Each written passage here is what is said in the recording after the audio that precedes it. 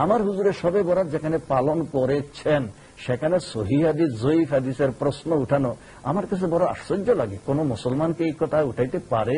যেখানে আমার নবী নিজে শবে বরাত পালন করেছেন, জিয়ারত করেছেন, আমরা নবীর অনুসারী। রহমানির রহিম। হামিমুল কিতাবিল মুবিন ইন্না আনজালনাহু ফি লাইলাতিন মুবারাকাতিন ইন্না কুন্না মুনজিরিন ফিহা ইউফরাকু কুল্লু আমরিন হাকিম।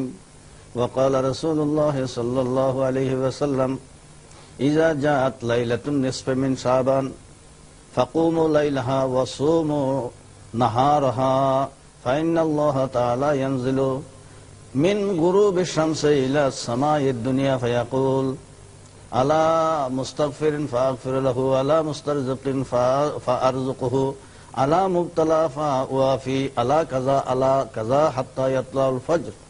রাওয়াহু ইবনু মাজাহ ওয়াল বাইহাকী ফি শুআবিল ঈমান। জি আলহামদুলিল্লাহ, আমি একটু আপনাকে ধন্যবাদ। বিসমিল্লাহির রহমানির রহিম। পবিত্র শাবান, এই শাবান মাসের একটি নির্ধারিত রাত্র শবে বরাত বা লাইলাতুল মুবারাকা।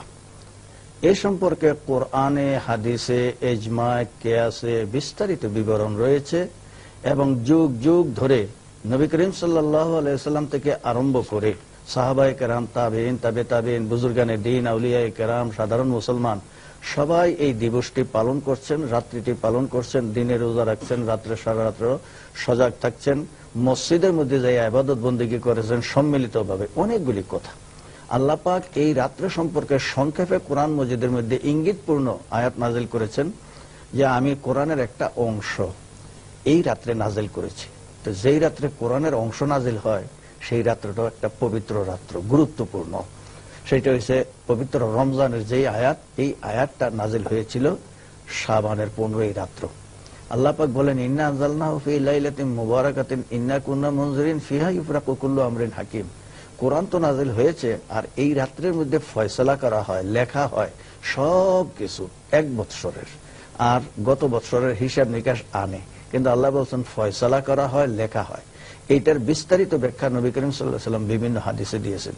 হুজুর পাক সাল্লাল্লাহু আলাইহি ওয়াসাল্লাম হযরত আয়েশা সিদ্দিকা রাদিয়াল্লাহু তাআলা আনহাকে জিজ্ঞাসা করলেন, ইয়া আয়েশা হাল তাদরিনা মা ফি হাযিল লাইলা, এই রাত্রের মধ্যে কি কি হয়, কি কি লেখা হয়, এটা কি তুমি জানো? হযরত আয়েশা সিদ্দিকা বললেন, ইয়া রাসূলুল্লাহ, কি কি লেখা হয় আমাকে বলুন। হুজুর পাক সাল্লাল্লাহু আলাইহি ওয়াসাল্লাম বললেন, ইউকতাবু ফিহা কুল্লু মাউলুদিন, এই রাত্রের মধ্যে লেখা হয় আগামী 1 বছর কারা কারা জন্মগ্রহণ করবে, কে আসবে দুনিয়াতে, কে যাবে দুনিয়া থেকে। ওয়া কুল্লু আজালিন ওয়া ফিহা ইউকতাবু আরযাকুহুম ওয়া আফআলুহুম ওয়া আমালুহুম ওয়া আজালুহুম, এই রাত্রে তাদের হায়াত, মৌত, রিজিক, দৌলত সবকিছু লেখা হয়। এটা নবী করিম সাল্লাল্লাহু আলাইহি ওয়াসাল্লামের পবিত্র জবানের বাণী। হযরত আয়েশা সিদ্দিকাকে হুজুরে বললেন হায়াত, মৌত, রিজিক, দৌলত এই রাত্রেই সিদ্ধান্ত করা হয় আগামী 1 বছরের। গত 1 বছর বান্দারা যে সমস্ত আমল করেছে বা ভালো করেছে বা মন্দ করেছে, হাসানা সাইয়্যা, সবকিছুর হিসাব, বার্ষিক হিসাব আল্লাহর কাছে পৌঁছানো হয়। এই মর্মে আরো অনেক অনেক হাদিস আছে। সুতরাং আমরা দেখতে পাচ্ছি কোরআন মজিদের মধ্যে ইঙ্গিতপূর্ণ আয়াত এবং তার এটা পূর্ণ ব্যাখ্যা, বাস্তব ব্যাখ্যা, বাস্তব ব্যবহার, অ্যাপ্লাইড পজিশন আমার নবী করিম সাল্লাল্লাহু আলাইহি ওয়াসাল্লাম ইরশাদ করেছেন। সুতরাং এই রাত্রটি পালনীয়, কোরআনের দ্বারা প্রমাণিত, হাদিস শরীফের দ্বারা প্রমাণিত। কি কি করতে হবে হাদিস শরীফের মধ্যে তার উল্লেখ রয়েছে। সুতরাং এই রাত্রিটি হচ্ছে পবিত্রতম রাত্রি। আল্লাহ পাক এই আশুরার রাত্রি একটা রেখেছেন পবিত্র, এরপরে শবে মিলাদ, বেলাদতের রাত্রি, এরপরে রজবের 27 রাত্র, এটার শবে মেরাজ, তারপরে শবে বরাত, লাইলাতুল কদর। আল্লাহ পাক সমস্ত রাত্রিগুলির মধ্যে এই রাত্রিগুলির বিশেষ বিশেষ ফজিলত দিয়েছেন। আলহামদুলিল্লাহ, জানতে চায়, সুতরাং এটা তার অধিকার আছে। উনি নিজের মন্তব্য কিছু বলেছেন, জয়ীফ হাদিস, কোন সহিহ হাদিস যদি থাকে তাহলে আমার কাছে জানতে চেয়েছে, যদি আমি প্রমাণ দিতে পারি তাহলে উনি আশা করি স্যাটিসফাইড হবেন। তো আপনারা সবাই জানেন একেবারে বিশুদ্ধতম কিতাবের মধ্যে 6টা কিতাব আছে। বিশুদ্ধ কিতাব অনেক আছে, তার মধ্যে বিশুদ্ধতম কিতাব হলো 6টা, তাকে বলা হয় সিহাহ সিত্তা। যেমন বুখারী শরীফ, মুসলিম শরীফ, নাসাই শরীফ, তিরমিজি শরীফ, আবু দাউদ শরীফ, ইবনে মাজাহ শরীফ। এই 6টা হলো বিশুদ্ধতম কিতাব। এটাকে সহিহ বলা হয়, জয়ীফ কিতাব নয়। আমি আপনাদের সামনে আমার ওই ভাইকে সন্তুষ্ট করার জন্য আমি ইবনে মাজার থেকে একটা দুইটা হাদিস আমি পাঠ করে শোনাচ্ছি। আমার কাছে এই ইবনে মাজা এখানে উপস্থিত রয়েছে। হাদদাসানা আল হাসান ইবনে আলী আল খাল্লাল ক্বালা হাদদাসানা আব্দুর রাজ্জাক ক্বালা আনবানা ইবনে আবি সাইরাত আন ইব্রাহিম ইবনে মুহাম্মদ আন মুআবিয়াহ ইবনে আব্দুল্লাহ ইবনে জাফর আন আবিহি আন আলী ইবনে আবি তালিব।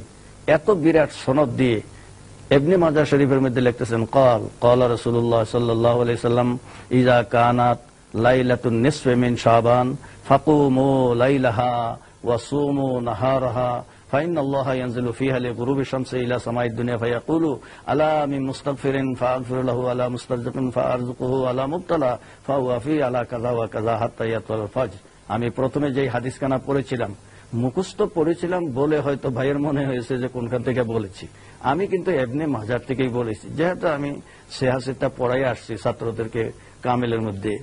যখন কেউ চ্যালেঞ্জ করে তখন প্রমাণ দিতে আমি বাধ্য থাকি। এখন হাদিসখানা আপনাদের সামনে কিতাবখানায় পেশ করে দিলাম। হযরত আলী কাররামাল্লাহু ওয়াজহু তিনি বলেন যে নবী করিম সাল্লাল্লাহু আলাইহি ওয়াসাল্লাম ইরশাদ করছেন, যখন শাবানের মধ্যরাত্রি অর্থাৎ 15ই রাত্র আসবে, ফাকুমু লাইলাহা, হে আমার উম্মতেরা, কিয়ামত পর্যন্ত আমার যত উম্মত আছে আমি সবাইকে নির্দেশ করলাম, ফাকুমু লাইলাহা, রাত্রে জাগরণ করে ইবাদত করো, ওয়াসুমু নাহারাহা, দিনের বেলায় তোমরা রোজা রাখো, ফাইনাল্লাহ ইয়ানজিলু ফিহা লিগুরুবি শামসি ইলা সামাইদ দুনিয়া, আল্লাহ এই রাত্রের মধ্যে তার নূরের তাজাল্লি প্রথম আকাশের মধ্যে প্রকাশ করেন এবং ডাক দিয়ে বলেন অথবা কোন ফেরেশতার মাধ্যমে ঘোষণা দেন যে আলা মিন মুস্তাগফিরিন ফাগফির লাহু, কেউ কি তওবাকারী আছো, আমি তার তওবা কবুল করব, গুনাহ মাফ করব। কেউ কি রিজিক চাও আমার কাছে, আমি তাকে রিজিক দেব। আলা মুবতালা, কেউ কি অসুস্থ আছো, ফাওয়াফি, আমি তাকে সুস্থতা দান করব। আলা ওয়া কাযা কাজা আলা কাজা আলা কাজা হাত্তা ইয়াতলাল শামস হাত্তা ইয়াতলাল ফজর, ফজরের নামাজ পর্যন্ত আল্লাহ আহ্বান করতে থাকে। তারপরে দিয়ে আমার সামনে রয়েছে তাফসীরে রুহুল মাআনি। তাফসীরে রুহুল মাআনি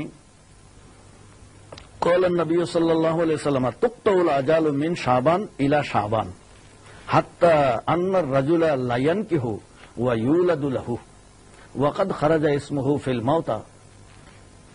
তাফসীরে রুহুল মাআনিতে লেখা আছে তুকতাউল আজাল মিন শাবান ইলা শাবান, এক শাবানের 15 তারিখ হইতে আরেক শাবানের 15 তারিখ পর্যন্ত এক বৎসরের হায়াত মউত এগুলি নির্ধারণ করা হয় শবে বরাতে।